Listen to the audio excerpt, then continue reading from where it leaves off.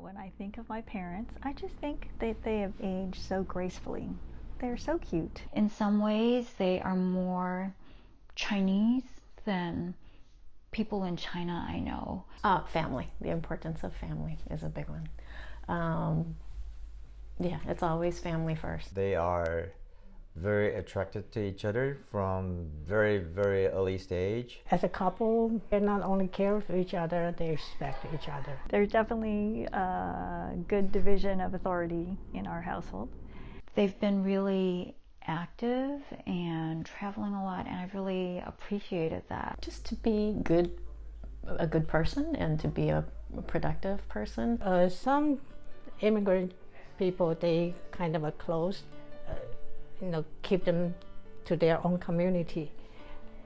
I think they are very open. The outside may be American culture, but deep inside they are very Chinese. Submissive, supporting. I'm very traditional. Chinese proverbs says that the male takes care of the outside things, and then the female takes the inside, the household things. So that's what I did. I like to add it is a loving relationship, very, very passionate.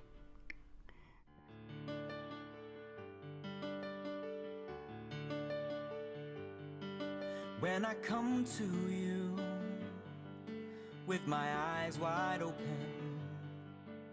I know you will tell me the truth.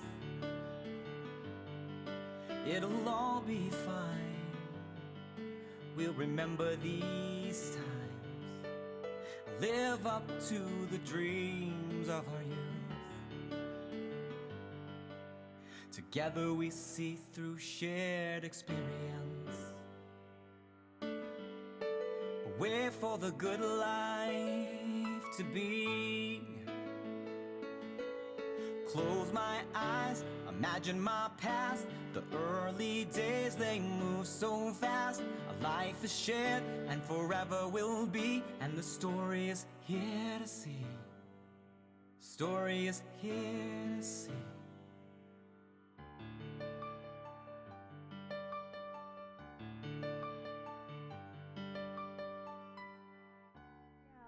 When they were younger, they were very productive.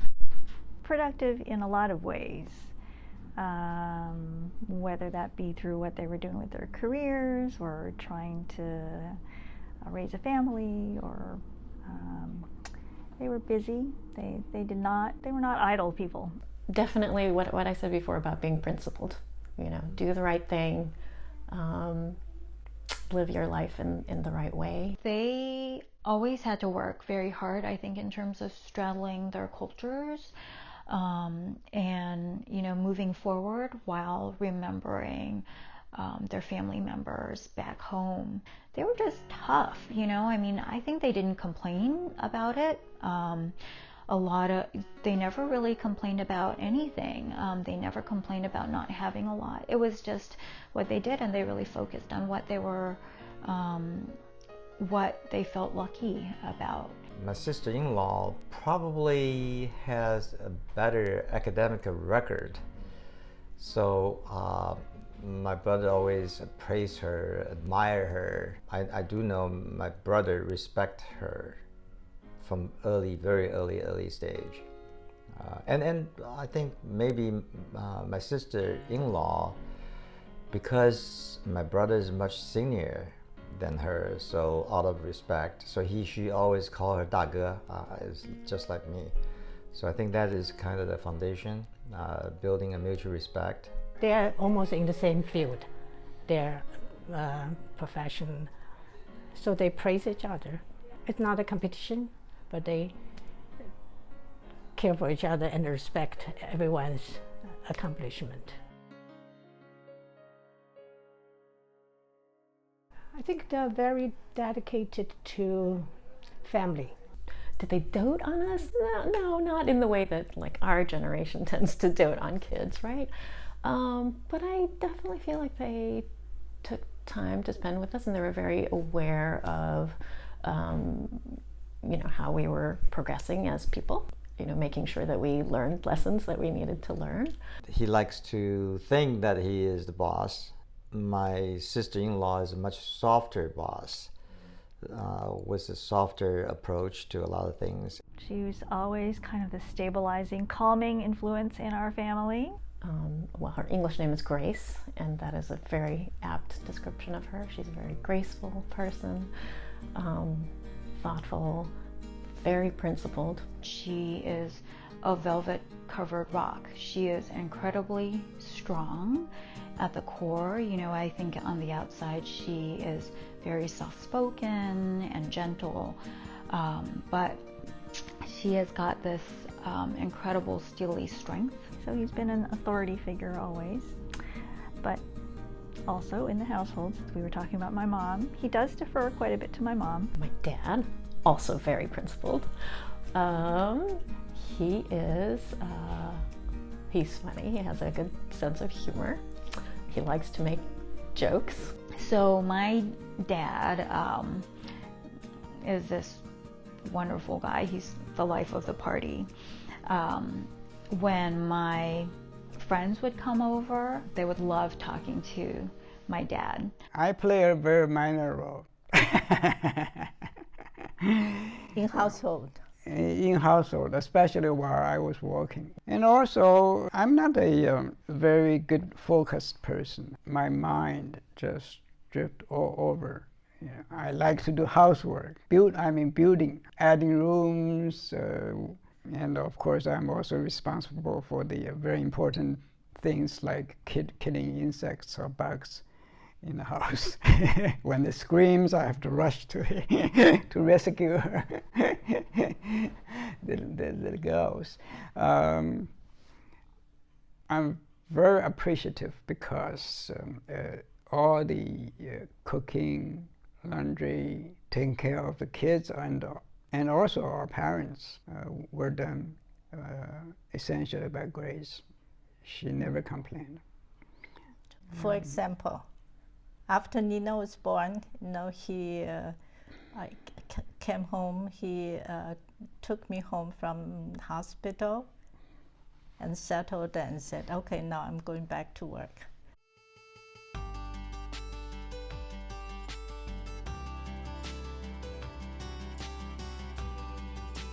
In a Chinese nuclear family, the children actually plays a role more than just being offspring. If they're good, the family got respected. And I think our family, all four of us, are studious, obedient, good children. He was clearly raised this way, but his name is Tang Congsi. Cong is like 崇拜, to be very respectful, and then Si is 老实, or integrity, to be a decent person with integrity. And so I'm sure, for his parents to have named him this, these were certainly principles. He was their oldest son, after all, right? So clearly these were ideals that were important to them. But he fully embraces that. I think his childhood was very much affected by World War II and the life that they led. So the family was not rich. So we were taught from younger days that we have to save money. When we were in Sichuan, we're talking about way back during World War II now, and we were refugees to Sichuan. We were poor. When he was in Sichuan, living on Golosan, living in a house and wearing capes made out of grass and shoes made out of woven from grass and walking in the rain. I was paid a lot of attention by my family and the neighbors because I was a good-looking kid. And my mother is very proud of him when he was a little boy because he was a cute little boy and very smart. He is the oldest, and so I think that gives him a fair amount of authority. So he's been an authority figure always. I'm the oldest son, number one son. Always carries a special mission. given to you by your family, that as the leader, as to set up the examples for the other siblings. So big brother is a respectful term. There's a somewhat mythical quality to his childhood. My grandmother, my Nai, went to go visit a fortune teller who said that he would have a test when he was 8 years old, a 八岁关, and if he could pass this great trial, then he would do very well in life. But if he didn't pass this, then he may not survive. In China, the oldest son is the one that is supposed to be the boss when parents are not around. Because his first son, that's the first person carry the family name. Then that job is done. Okay, you got that job done now. Okay, so all the other ones, they are nice to have, but you get that covered. Chongliang, he is 2 years younger than me, shorter, fatter, but he was humorous and playful.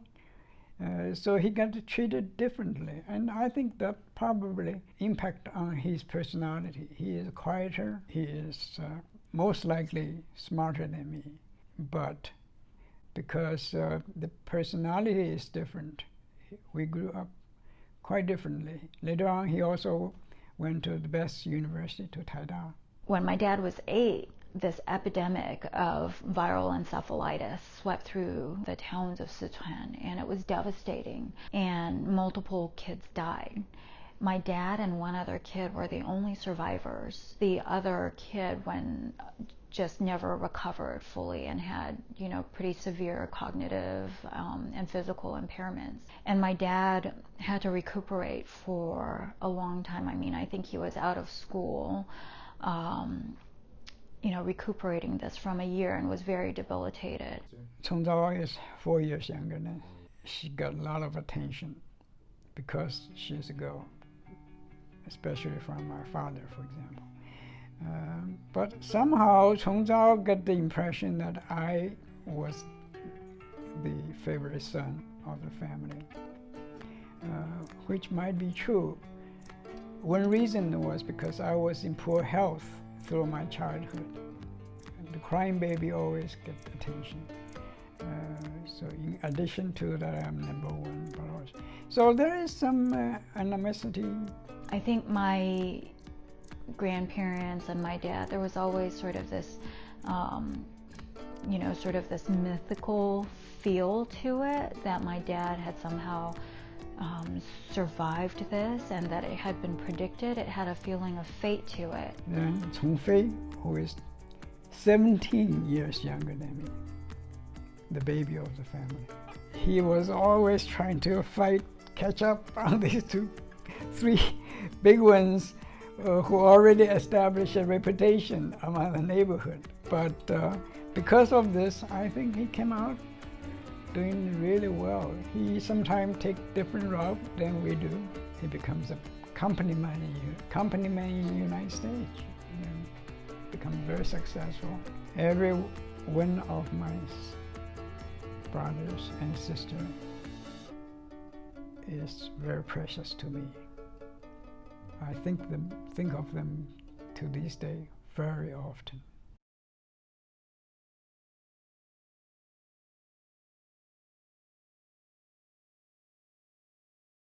She was born in China, and she grew up in Taiwan, and she had a big family. She is a good sister because when we were young, the whole society was very simple, very poor. That's after war. One of the reasons that my mom grew up quite poor is because her father, he was originally in the KMT as a Air Force fighter, I believe.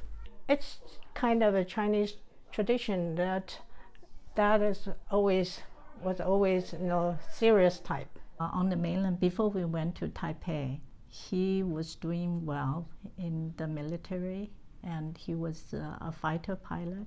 He was basically on the last plane to get the Nationalist Party out of China into Taiwan. And also because the government was very corrupt, And my father was a no-nonsense person.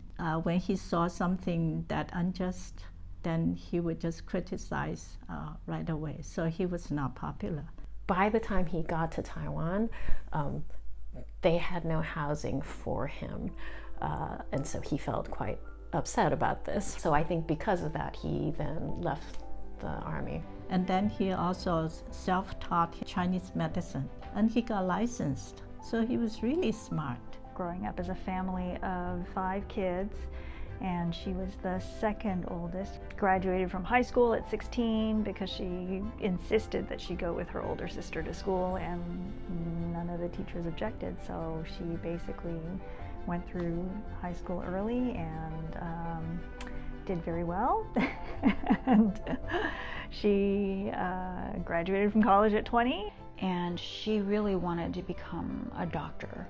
But instead, I think, if I remember correctly, her dad filled out her major for her in college and decided that she was going to be a chemist. And so she studied chemistry. When I was very little, she's already in college. If we have a homework, I couldn't solve it, then I just call her. Then she will just help me. I think it comes very much from her mom, who was this incredibly self-sacrificing person and who always puts other people first. My mother was from a very, very rich silk family. And then they had a huge family compound in Nanjing. But then when she was 18 years old or 19, the Japanese invaded Nanjing, so they had to flee. So she left home and never went back. When we were in Taiwan, the situation was very hard. I never heard her complain. Then they grew up with my grandmother, who my mom says never spoke a harsh word against them, and she just governed them, I think, with higher principles and love and doing the right thing. I had to study really hard because being a good student, getting scholarship is the only way. She is a good student, and she will earn some scholarship, and then that part will always share. And she will buy something for us. I felt so bad for my mother. Every month when the money came in, my mother would separate them into 30 portions. So every day, that's how much money you can use. The rice quality was not good. Sometimes you get bugs in there, or the rice would smell. She remembers the first time she ever had a banana and how special that was. Eating saltines and that being such a treat, and how they would lick the salt off first and then enjoy the cracker. When company came over, they would send somebody running out the back door and to buy eggs to make scrambled eggs, and that was their big treat for company. But then whenever there is somebody got married, my parents had to give money for the occasion. I was sent by my mother to a relative's place. So I would go after school and go to the relative's place, gave me some food to eat, and then I had to wait until I had to leave, and then so I had to ask to tell them my mother needs money. So they would give me 100 yuan, and that was just so precious. I thought I just had to defend it with all my with all my efforts. She always helped with the housework. That's very common in that time. Yeah, almost every child, you have to help with some household. It's one of the really special things about my mom that she has never chased the things that I think many people traditionally chase in terms of prestige or money or wealth. I was always brought up thinking we have enough wealth, we have enough money, we don't need more. Look at what are the important things in life, and to really focus on the truly important things in life, which are, family, happiness, friendship, nature.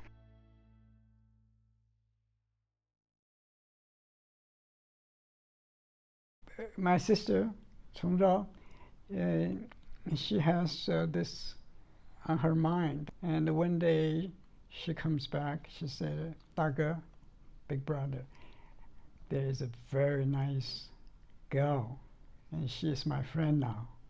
You want to know her? And I was a freshman just entering the university, and she was a sophomore. Because she was famous because she was a very good student. I asked her how is the best way to meet. She says library.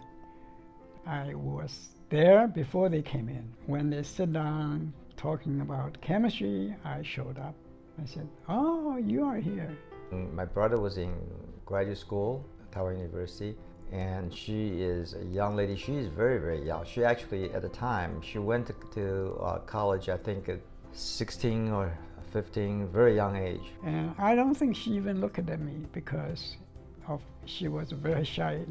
She just bent down her head and took a bow to me because I was a graduate student and who is considered as a level higher. I was shy too. I was nervous, but I made my decision. I said, this is it. Later on, he made a move of asking me to go to a concert. So I think that was the right move because I did not like, at that time, the most common way to date people is to go to the movies, right? And then so if he asked me that, then I would say no. Yeah, but so going to a concert is okay. Yeah, then I would be hurt, and then the thing would be just stop right there. So somehow I have the inspiration. I know that she likes classic music, so we went to a violin concert. Violin concert. I still have that ticket. We have a very small living room, and they will play like classical music. As a little boy, of course I want to hang around, okay? So they will ask me to leave. And then he found out that I didn't know how to ride bicycle. So he offered to teach me. I did fall once, I think.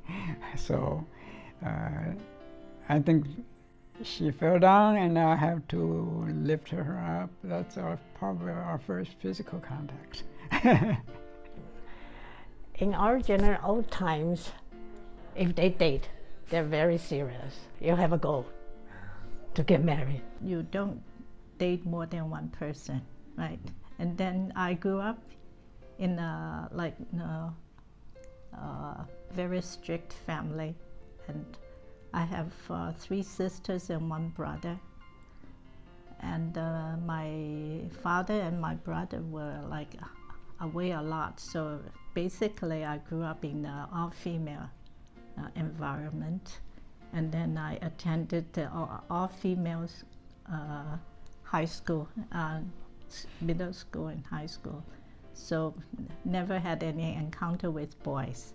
So I was really shy and didn't know what to say or anything. So, but then his family made me feel very comfortable, and afterwards, then it's just very natural, because he is the one, right? I think he's not a macho. It's not too macho, kind of like the scholar, the ideal scholar type. And then I also like his writing, his handwriting. I think that made a difference to me, because my mother always told me that when you look at a person, you look at the characters he writes.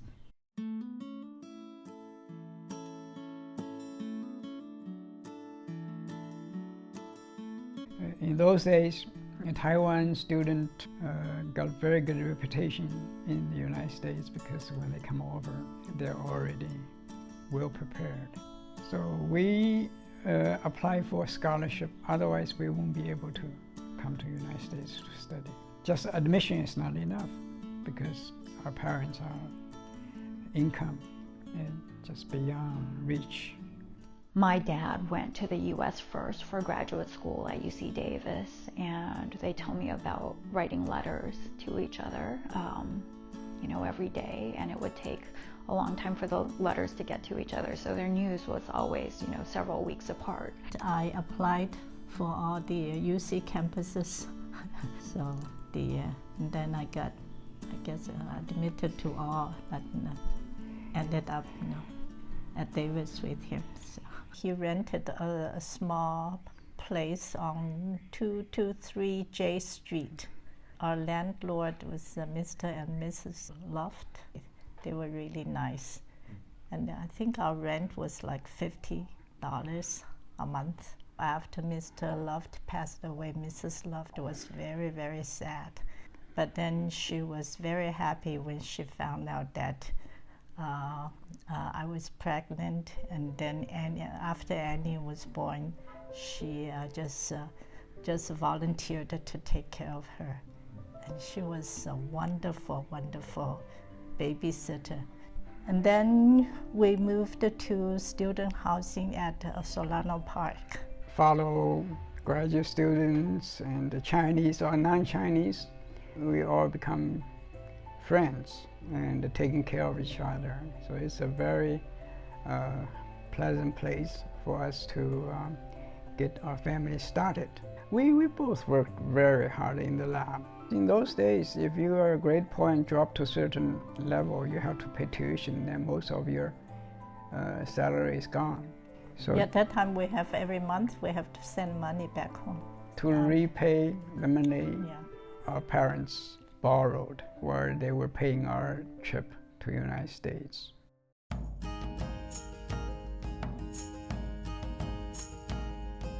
Of course, I'm the first one to look for a job because I came a little earlier, and I graduated 1 year earlier than Grace. And he was a very young professor, but he just remembers when he first came to Hawaii.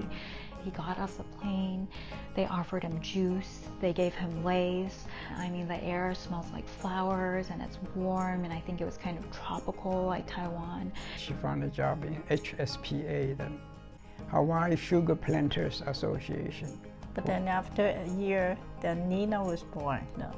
With 2 kids, I stayed home. He had a higher pressure job, and in my mom's case, she chose not to. My mother looked at her job as something interesting, but she was never that invested. I convinced her that she should get our parents, her mother and my parents, over to take turns to take care of the babies, and she should go out, find a job. So she actually find research positions in University of Hawaii. And this is an important decision. So now Grace has her own world, so we are not on each other's nerve. She's incredibly smart and talented, but she kept it in the background.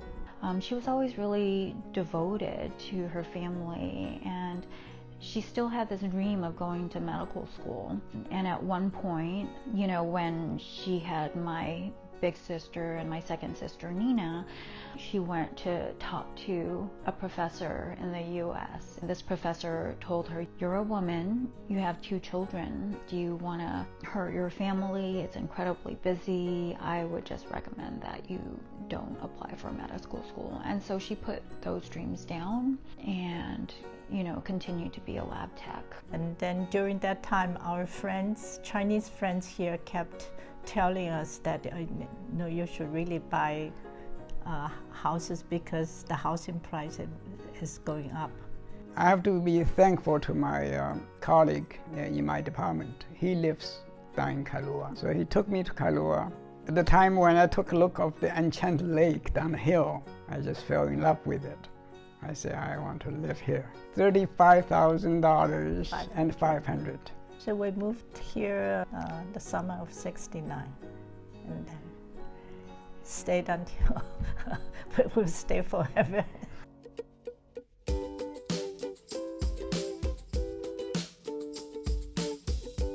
They provided a wonderful childhood for us. Some kids, they will say, okay, if I ask mom something, mom says no, then I'll go to dad. It never happened in their family. They are in the same pace all the time. So I think they communicate really well. To set up simple rules which exemplify your core value, such as announcing that I'm home, so you don't behave like an outsider, or you just going back to your hotel room. Yeah, I heard so much about people saying that the kid says, "Don't come. This is my room. Don't come in," and, Right. or close the door. In our family, we do not respect privacy. Yeah. There is no privacy. Parents mistakenly thought privacy is to have other people shut off. Nobody can invade your inner world, what you're thinking, what you feel. So we are not allowed to lock our doors. They can never slam their doors when they get upset. They're a very Chinese couple in that regard. When I say very Chinese couple, well, they speak to each other in Chinese, number one. And they have done a very good job teaching all the kids Chinese. We believe that the older sister, Annie, should take the lead. When we were growing up, we always felt like there was a lot of adult conversation between them, so there was a lot of communication. Well, in Chinese family system, there is a hierarchy. The father, the mother, the oldest son or daughter, then the daughter, then the youngest. So we, from Annie start on, we told her all the rights and wrongs. And then Nina was 4 years younger. So Nina, of course, followed Annie's suit. I think respect is a big thing. I think we were raised very Confucian, So the whole hierarchy thing. Mimi is 10 years younger than Annie. So of course, Mimi just followed. It was very much ingrained in me that us having more and others having less is very much an accident of luck. But then you also have to add on to that the work that goes into changing your lot in life. They all shared one room. He always told them that they should 相亲相爱, so you should love each other. After dinner, the girls were always responsible for putting all the dishes away and then washing dishes. So for years, Nina and I had what my mother called KD, kitchen duties. One day you will be away, and then you won't be able to see each other so often. Together right now, you should really be as close as possible. So I think that has a lot to do with why they are very close, even after they all get married. Did they dote on us? No, not in the way that our generation tends to dote on kids, right? But I definitely feel like they took time to spend with us, and they were very aware of how we were progressing as people. Because I'm basically stay away from them most of the time. So Grace actually took the major responsibility on daily interactions. That's just because of the time distribution and my energy. Mostly growing up, I feel like we were pretty nerdy, and we hung around the house and studied and practiced piano. But yeah, there were wonderful times together. I remember going hiking with my dad. There's a mountain called Olomana near our house. The two pointy peaks. It worked out quite well. When I feel that something is important, I make sure that they carried out what I told them. So Grace always told them that to respect your parents. Helping with parties, we were her helpers, so she would be cooking a ton. And these were lab parties, so either having people over from my dad's lab or my mom's lab. And I think this must have been actually very formative for me, is seeing all these scientists. The discussion of principles, or discussion of chemistry, or discussion of science in general at the dinner table. For example, if they wanted to try a moisturizer to see if it really worked, they would try it on half of their face and see if it made a difference. I grew up at the dinner table talking about science and how my dad would ask me if the rice was turning sweet if I chewed it, and tell me that it was amylase, the enzyme in your mouth that breaks it down. But the Taiwan education right, they had the best education. Now, granted, it was a little intense, all studying all the time. But as a result, I mean, their knowledge is amazing. It's just, I realize so clearly that the amount that they know about Chinese culture, literature, you know, their calligraphy is beautiful, poetry, you name it, history, right,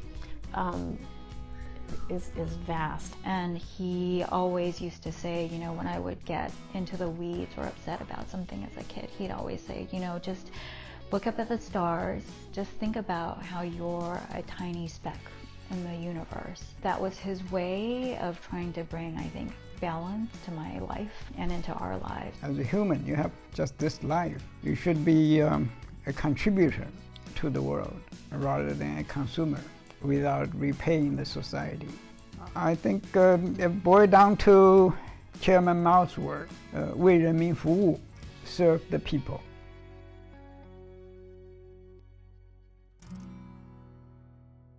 I think that they have such a nice balance of retaining their own culture, but also accepting the good things about the U.S. culture. My mom is a wonderful cook. You know, we had Chinese food for nearly every meal, so the special meals were really like not Chinese food. They both like Chinese opera, they sing Chinese opera, so they're very, very traditional Chinese deep inside. Being immigrants to a new country is an incredible challenge. They are very open, so they can blend into the mainstream pretty well. They wanted us to have a good education, but they didn't really cave into the social pressure, let's say, of the Chinese community in Hawaii. So we didn't go to the pricey private schools that other people sent their kids to. After I won a scholarship, which was televised on TV, they interviewed my parents, and my mom and my dad stood up, and my dad said that, I want to thank the public school system and the wonderful public school system in Hawaii. When Oliver and I wanted to get married, I said, well, how do you feel about having a non-Chinese son-in-law? Is that, you know, going to bother you? And they said, well, I mean, it would be nice if we had a Chinese son-in-law because we understand the in-laws better. But we've lived in the U.S. for so long. I mean, what were we thinking, right? What would you expect? You know, when I was, I think, in my mid-30s, he called me on the phone and he said, so Xiaomi, you know, do you want to have kids? And in his very scientific way, he said, you know, it is so interesting to see your genetics and different phenotypes, and it's the most rewarding thing. And he said, well, you know, if you want to have a kid, mommy and I could help you look after your child. You know, now there's modern methods. And I paused and I said, Daddy, are you telling me to have a kid from a sperm bank out of wedlock? And he said, well, you know, I'm very open-minded. So the Chinese tradition is that the mother's new mom's mom comes, right, and spends a month. And my mom has done that for every grandchild. Spent a month with us and definitely like taking care of us. Yeah, we definitely, at least I do, completely revert to childhood when she comes in. you just have this feeling of, okay, everything's gonna be okay now. And then when she leaves, you're like, oh God, here we go again, back to adulthood. My parents feel that the water going from the washing machine should not be wasted. So why have it go down the sewer when it could be watering your plants? They're kind of like modern Chinese homesteaders. They raised chickens, they you know, raise lots of vegetables in their garden. They never throw anything away. In my family, we're very conservative, not politically conservative, but we don't throw things away. And so, you know, like we were putting away the dinner leftovers and there was like a little bit of gravy soup in the bottom, and I was like, oh, we're not going to throw this away, are we? And that brought up the conversation of how we keep everything and we save even the little leftover juices from a dish. Money was sort of a family thing. We had a drawer near the door, and there was just piles of change. I mean, piles of change. And so anytime you needed to take the bus, or if you needed some change or whatever, you would just take some from the drawer and out the door, and you know, you were set. At home, we would be living very frugally. But in fact, when they were traveling, my dad would be like, well, we're traveling. We'll just live it up. We'll spend a little more. It's okay. After my wife passed away, you know, I have some financial problem. I want to pay the mortgage, and also I want to try to fix my house so I can rent my house out. The bank don't lend me money. See my credit card high up to $30,000 in debt. Even my house, plenty equity. No bank want to lend to me. And then they try to say, oh, I have $100,000. If you want, I can lend it to you. No. So I was keep dragging on for almost 2 years. All these 2 years, he said, oh, you go ahead, don't, you just take it, don't worry. So finally, take about almost $20,000. He just write me a check, no receipt, no nothing. I don't know how can he trust me like that. Bottom line, I think that their emphasis has always been on being a happy person and at peace with oneself and with the world in general. I think relatively speaking, we have very low tolerance for drama. I think that probably comes from them. So they just always kept life very practical, very simple, straightforward. I really love the fact that they try to combine the best of multiple cultures. I really like the fact that they are not particularly interested in material things, kind of like, you know, as long as you have enough money, it's good enough. They were forward-looking, but always, I think, you know, thinking about their families back home, and, you know, kept a very deep connection to Taiwan and China. There have never been points at which we felt like they might not last or that they might break apart. There was always this incredible strength that was given about their bond. So I think that is kind of the foundation, building a mutual respect, admire each other. I had no self-confidence at all before I met him, when I met him. And I thought there was nothing good about myself. Yeah. And then slowly he helped me to build confidence, and then I think my world became lighter, bigger and brighter. How did he build your confidence? I guess being very supportive, and then just lecturing me.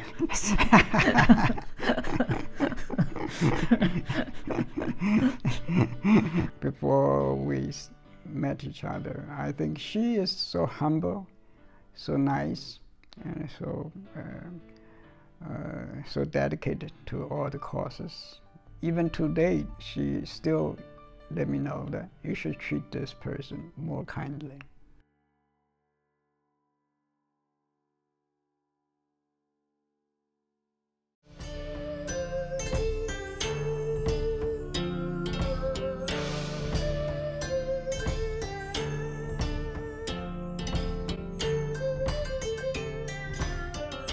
I don't know, you're gonna have to rely on my sisters for this one. What if I bring up a few things that I'm familiar with?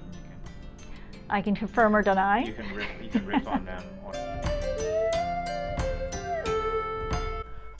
Okay, major accomplishment as a couple, deciding to move to Hawaii and start a family there. I will be forever grateful. They still wear, I think, my t-shirts from junior high. I think something that I feel a little bad about, because I feel like maybe I should be wearing my t-shirts from junior high. I would prefer you're not here, okay? Because we're talking about you. I would prefer to talk to you, talk about behind your back, not in front of you, because that kind of restricted my freedoms. Was there ever anything that you did that was not so good? No, I just always good. Yeah, always good. Okay, I'll let him say first to see whether I agree or not.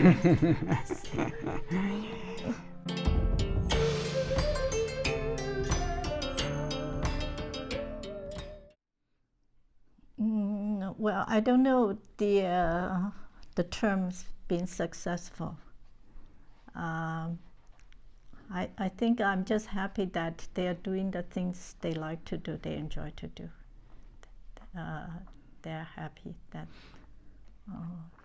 if that's the way you say successful, I say yes. And I don't think they are successful because when they left home, I told them, each of them, I said, if you were successful, you were able to support yourself, and also you were able to come home when you want to. But now they failed because they couldn't come home when they wanted to. I'm half joking. You cannot have everything. Yes, they are. I'm very proud of them.